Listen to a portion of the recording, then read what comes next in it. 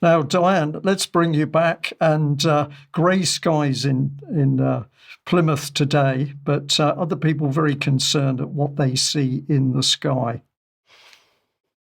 Yes, understandably so, Brian. Mike, if we could just please scroll through some photographs that I'd like to show the viewers before I talk about this.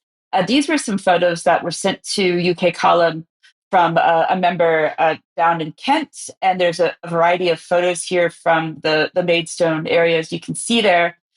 This particular person sent these to us because he wanted us to expose what he observes as going on. But what I want to do is sort of, as Ben mentioned, BBC Verify Mariana Spring.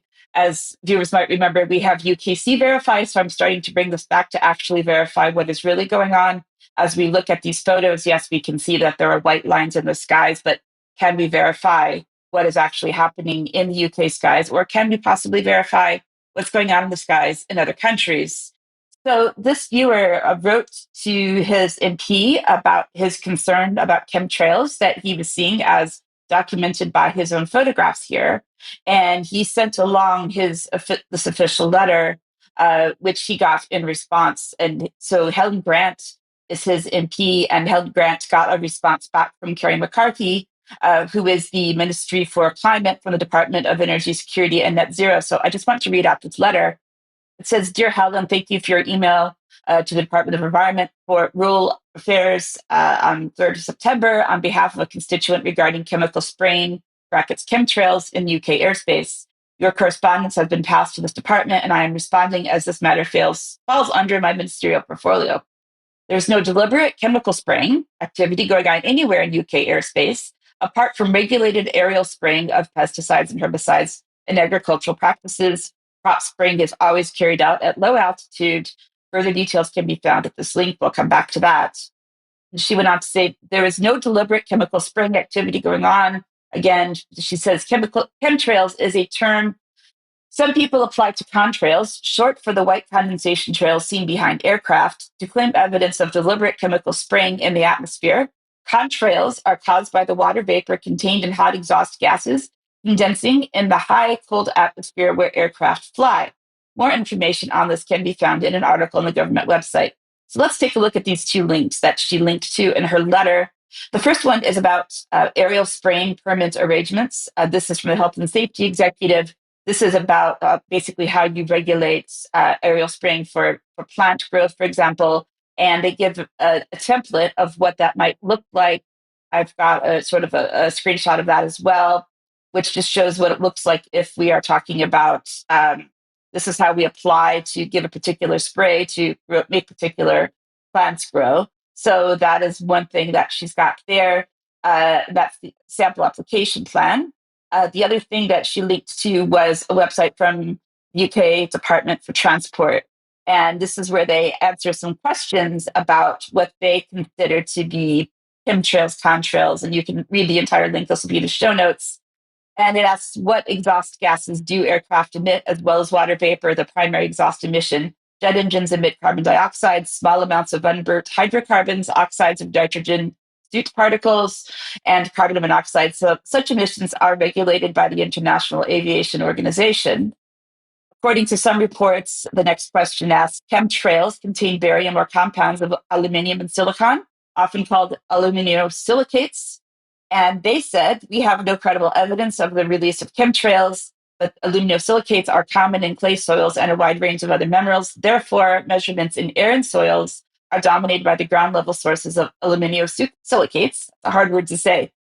The latest assessment of emissions from aircraft can be found in the most recent National Atmospheric Emissions Inventory report. And the final questions are there any ill health effects caused by contrails? There's no evidence that contrails cause health problems at the altitude that they are produced. The oxides of nitrogen and particulate matter, which can cause respiratory problems, become dispersed. And do contrails impact on climate change? Persistent contrail cirrus formed by aircraft can affect the reflection of solar radiation and therefore have an impact on the Earth's climate. Now, that report that I mentioned that linked in that response, we can look at that website. There are just various reports about greenhouse gases, carbon capture, and all of the other propaganda related to the climate scam. Now, what was interesting was something else that was claimed in this email from the viewer who sent this to us.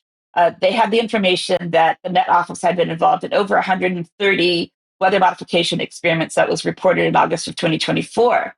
Now, depending on the search terms that I used to check this on Google's AI, just to see what Google would say, it first said in my first search that the office revealed that a large number of weather experiments exceeding 130 were actively underway in UK.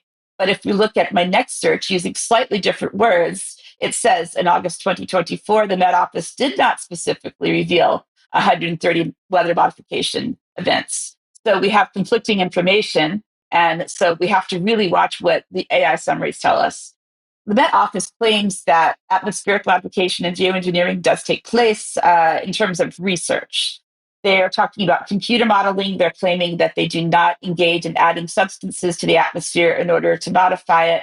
And the difference between geoengineering is that geoengineering is the larger issue of where they're trying to impact on climate change. Weather modification is very specific local actions such as cloud seeding, which does alter the weather.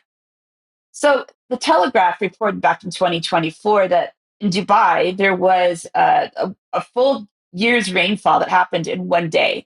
And they talked to some people from the UAE's meteorology service, and that was said, well, they believe that it was in fact caused by cloud seeding.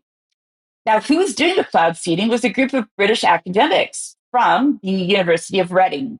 And so they can't say here, they haven't said that this cloud seeding is taking place here in the UK, but they are fully aware and fully admitting that they were responsible for this cloud seeding.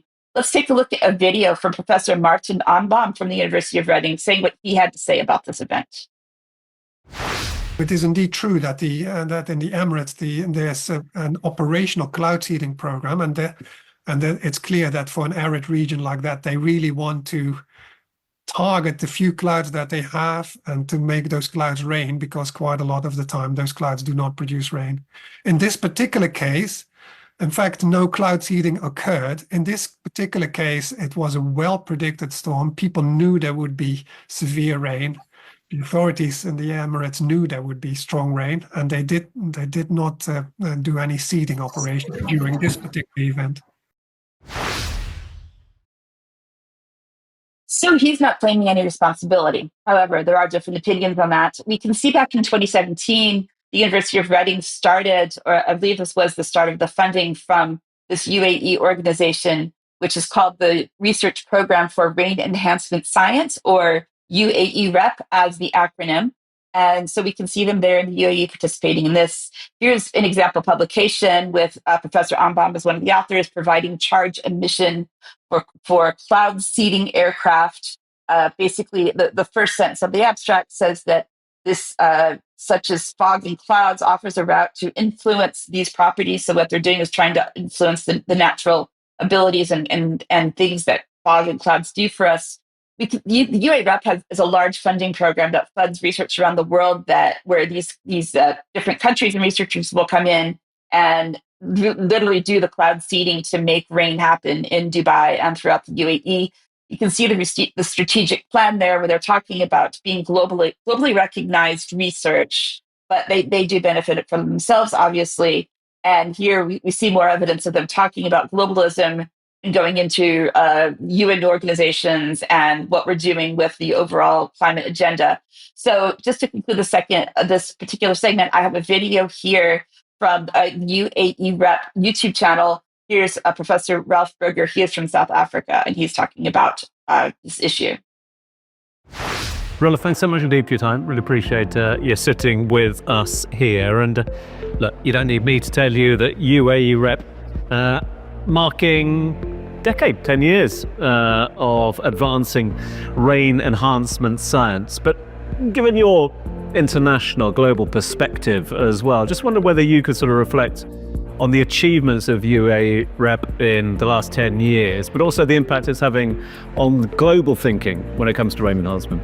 No, I agree with you. Over the last 10 years, the UAE has not only been advancing rain enhancement science, but it's really transformed our understanding of the atmosphere. It's been driving innovative solutions to some of our most pressing problems like water scarcity and climate resilience. And especially it's been doing that through science, cutting edge technology, and global collaboration. So, for example, I think one of the things that is most exciting to me about this project is it's exemplifying how we should be approaching these very sticky, complex problems, and that is through transformative science.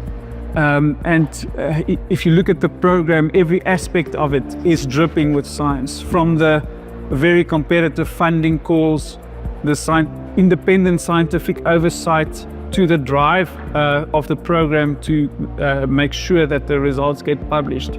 It's really transformative. It's lovely to hear that, but So what do you think, Brian? Is that lovely to hear? It's very interesting to hear. I'm going to say thank you very much for putting together this segment. There's a lot more to talk on it. Am I reassured by him saying it's dripping with science? No, I'm not reassured at all. And I don't think many people in our audience would be. But Diane, we're at the end of the news, so I'll just give you 10 seconds to sum up on this. We can talk about it more in extra coming up. Yeah, I guess just to say that this is obviously part of the global agenda. And hopefully in extra, we will talk about the wonderful weekend of weather that we had and what happened in the media as a result of this amazing weather we had this weekend. So join us for extra. Okay, thank you. Thank you very much for that. Well, there's a lot of questions to be asked around this, and we will stay on the case. But of course, it's one of many ways in which world population are being attacked. And we have to make sure that we keep our eyes on all the balls that are causing us problems in today's world in 2025. We must end there. So Diane and Ben, thank you very much for joining me. Thank you also to Professor Gloria Moss. For UK column members, we will have extra in a few minutes, and we'll continue a little bit more with some of the spraying saga and also, of course, the Fabian. So join us for that. That's it for today's news. Huge thank you to everyone who's watched wherever you are in the world. Bye-bye.